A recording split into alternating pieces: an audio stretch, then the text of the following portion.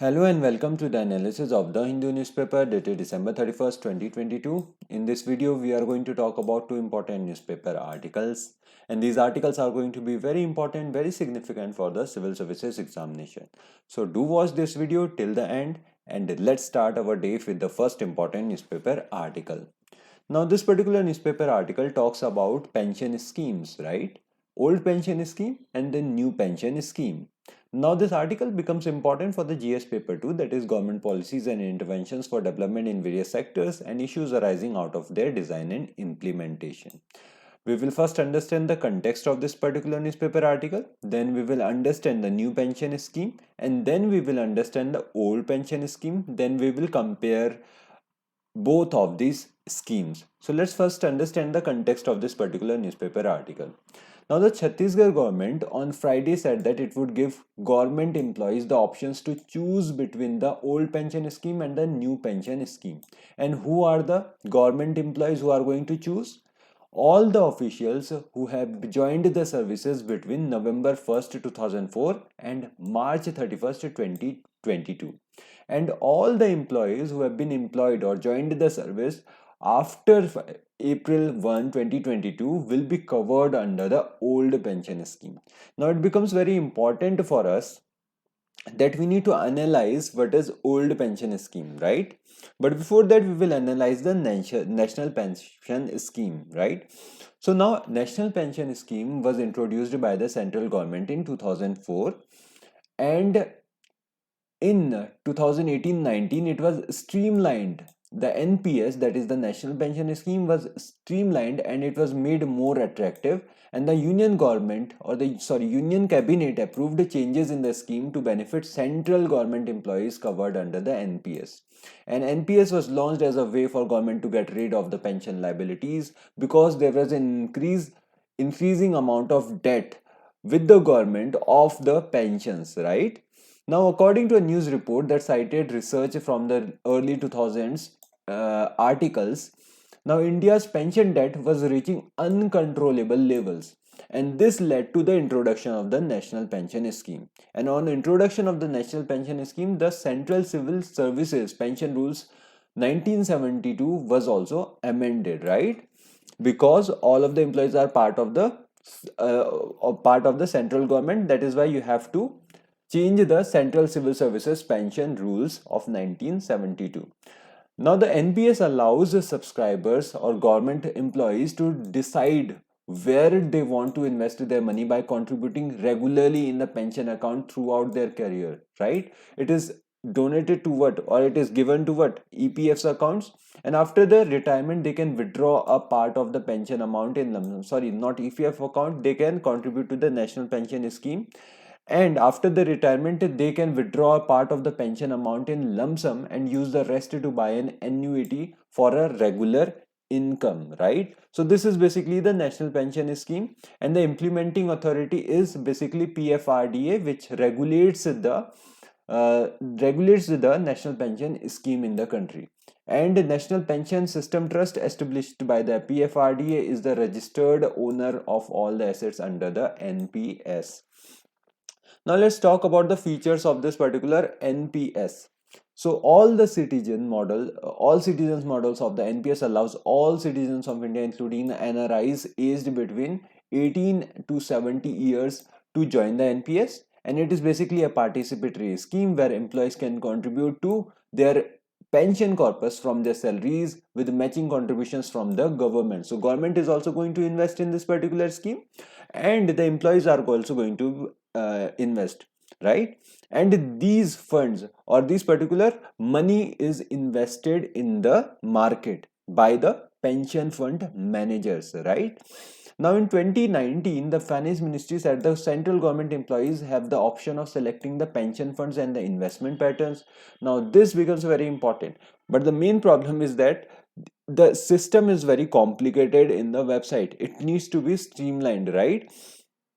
Because it becomes a very much headache for a normal person who doesn't understand the investments to invest in it. It's not like the grow or another or other mutual fund agencies or something like that, which makes the system very smooth, less frictionless.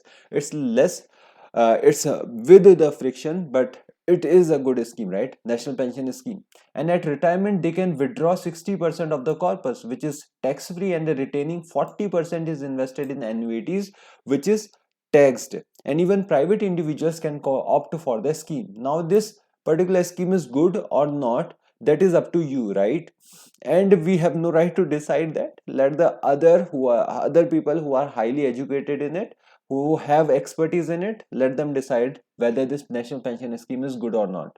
But for now, we will understand the old pension scheme as well, and then we are going to compare the national pension scheme with the old pension scheme. Now, old pension scheme is basically also known as defined pension benefits scheme, because it defines the benefits that you are going to receive. Your amount remains the same because it is not invested into the markets.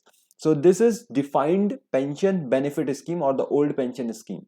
Now the scheme assures a lifelong income and post retirement, and usually the assured amount is equivalent to 50% of the last drawn salary, and the government bears the expenditure incurred on the scheme, on the pension, and the scheme was discontinued in 2004. So basically, whatever the amount or whatever the salary you draw at this particular point of time, your pension is going to be just 50% of it, and you will receive these benefits after the retirement, after the age of 60, or whatever your whatever your pension age is, right? In the case of the national pension scheme, what we have seen, that you will not get post retirement benefits, but you will get a fund, or which towards which you have contributed throughout your career, right? So now, what are the issues with the old pension scheme? So economists say the issue is simple: longer lifespans means more pension payout. If an employee is supposedly retiring at 60, then having an average lifespan of nearly 80 years or more have to be paid for over 2 decades after superannuation, right? So for 20 years, that particular person have to be paid the pension. Now this becomes a headache for the government, right? It is good for the people, but it becomes a headache for the government. It lowers the funds of the government, right? So this is basically the main problem. Moreover, in the event of the death of the pensioner, their spouses are entitled for a portion of the pension under the OPS, old pension scheme, and this led to massive pension burden on the union and the state. So this is the basic issue with the old pension scheme. Good for the government, good for the people, but bad for the government finances, right? Now the NPS, good for the government. Now basically the NPS, good for the government, and good for the government but bad for the people, right? Some kind of benefits are bad for the people, right? Because you do not get that kind of post retirement benefits. Now what is PFRDA? Because we have talked about the PFRDA, Pension Fund Regulatory and Development Authority, so we are going to understand the PFRDA, right? So PFRDA basically is a statutory authority established by the enactment of the parliament to regulate, promote and ensure orderly growth of the national pension scheme. They are going to ensure that your money grows, right, through the fund managers. Now it works under the Department of Financial Services, under the Ministry of Finance. And if we talk about the functions of it, then it performs the function of appointing various intermediate agencies like the pension fund managers, central record keeping agencies, and it develops, promotes and regulates the pension industry under the NPS, and also administers the Atal Pension Yojana. So these are the functions of the PFRDA. Now we have discussed the old pension scheme, we have discussed the NPS, we have also discussed the functions of the PFRDA. We have talked about the PFRDA as well. Now let's talk about what can be the way forward. Now implementing of an old pension scheme cannot be the way forward, because it has been left out in 2004 for the reason, and it puts excessive burden on the state. Now what can be the way forward in this conundrum? Now the NPS can be slightly improved, and namely increases in the certainty of the payments can be the way forward, because people want a certainty. They join the government services only because they can get post retirement benefits, right? So something can be done regarding that as well, right? So this is our conclusion regarding this particular newspaper article. Let's now head to the next important newspaper article. Now this particular newspaper, sorry, it's not important for the inter-boundary disputes, right? So India and Saudi Arabia are under discussion for the mutual assistance for the criminal investigations, and the particular thing we are going to talk about is the mutual legal assistance treaty. And this particular article is important for the GS paper 2 bilateral, regional and global groupings and agreements involving India's interest, right? So this article is basically important for this part of the section, international relations, right?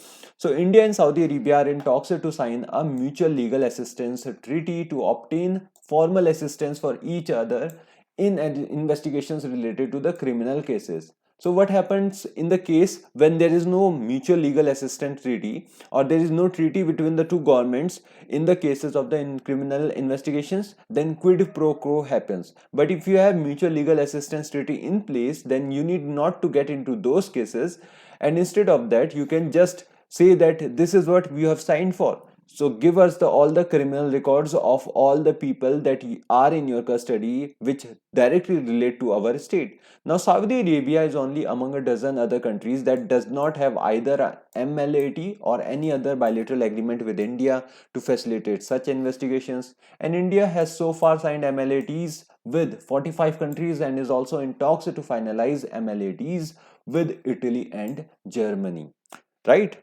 Now we will understand mutual legal assistance treaty, which is basically used in the criminal cases, right?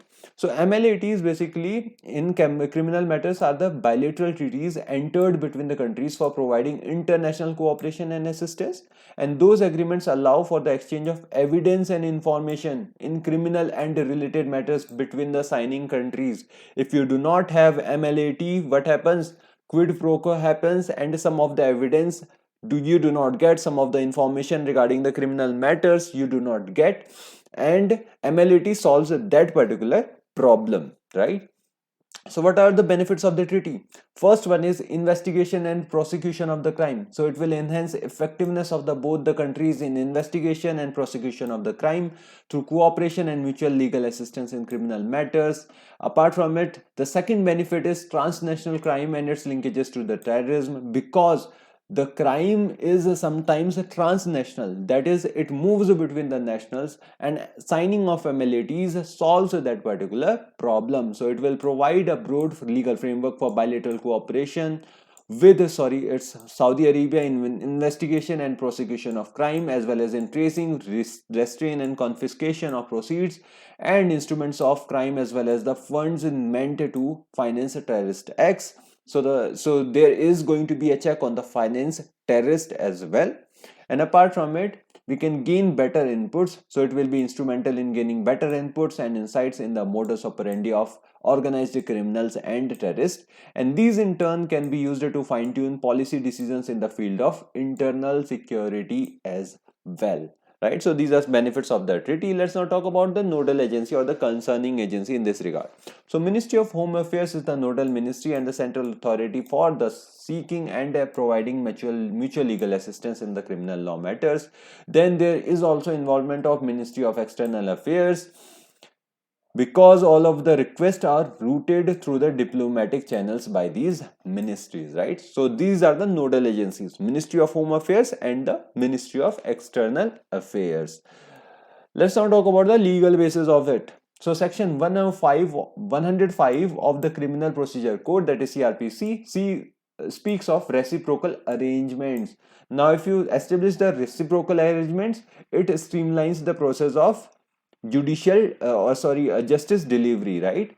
And it talks about, section 105 talks about the fact that central governments need to sign reciprocal agreements with the foreign countries with regard to service of summons or warrants, judicial processes, right? So, and India has entered into mutual legal assistance treaties agreements with 45 countries as of 2022, and Saudi Arabia will be the 46th country if the MLATs are signed between India and Saudi Arabia. So this is the legal basis of it, and we have discussed the nodal agency regarding it. We have also talked about the benefits of the treaty, and we have discussed the treaty as a whole.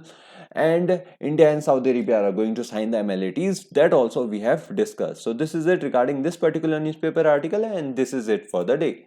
Thank you from my side. Do like and share the video and subscribe to this channel. Have a good day. Bye.